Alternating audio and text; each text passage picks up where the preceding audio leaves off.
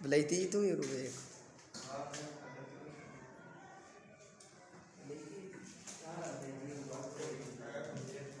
بیٹا کچھ دن پہلے ہمارے اسکول میں یہ سوال کھڑا ہوا کہ گرامر کے بانی کون ہے؟ میرے منہ سے نکل گیا حضرت علی کرم اللہ وجہ۔ پہلے عربی کی گرامر وجود میں آئی اور باقی گرامروں نے بعد میں اس کی نقل کی۔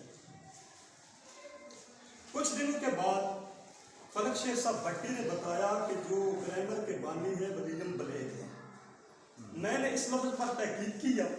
تحقیق کرنے کے بعد پتہ چلا کہ ولیم بلیک انگریزی کا شاعر ہے، اس کا لندن سے تعلق ہے۔ یہ شاعر پرنٹر اینڈ پرنٹ میکر ہے، اس کا گرامر سے کوئی سروکار نہیں۔ مزید برآں یہ آدمی 17ویں اور 18ویں صدی سے تعلق رکھتا ہے۔ حضرت علی رضی اللہ تعالیٰ عنہ جبکہ گرامر کی بنیاد 6 صدی عیسوی میں رکھ چکی ہے۔ اس سے آگے میں نے اس سوال کو مزید تحقیق کیا۔ مزید تحقیق کرنے کے بعد اور پتہ چلا کہ انگلش گرامر کے بانی لیڈلی مرے ہیں، لیکن جو لیڈلی مرے ہیں وہ بھی انگریزی گرامر کے بانی ہو سکتے ہیں، گرامر کے بانی نہیں ہو سکتے۔ کیوں؟ کہ اس شخص کا تعلق بھی 17ویں اور 18ویں صدی سے ہے۔ مزید 3 شخصیات میرے سامنے آئی ہیں، ارسطو، سٹینڈرز، ٹیگر اور پانینی۔ ارسطو نے جتنی بھی گرامر کی اصطلاحات استعمال کی ہیں مابعد الطبیعیات یا میٹا فزکس پر استعمال کی ہیں۔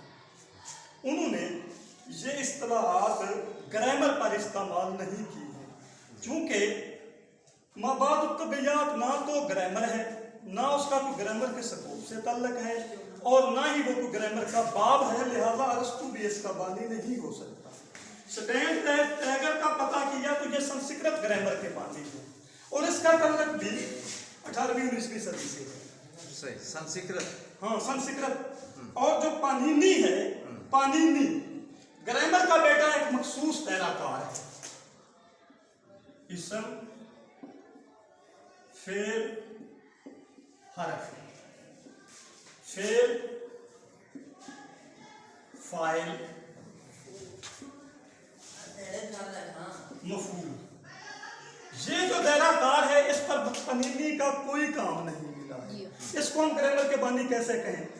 حضرت علی کرم اللہ وجہ سے یہ کام بھی ملے ہیں اور انہوں نے بنیاد بھی 6 صدی ہجری میں عیسوی میں رکھی اور واضح کام جو ہے اسم، فعل اور حرف کا حضرت علی سے ملا۔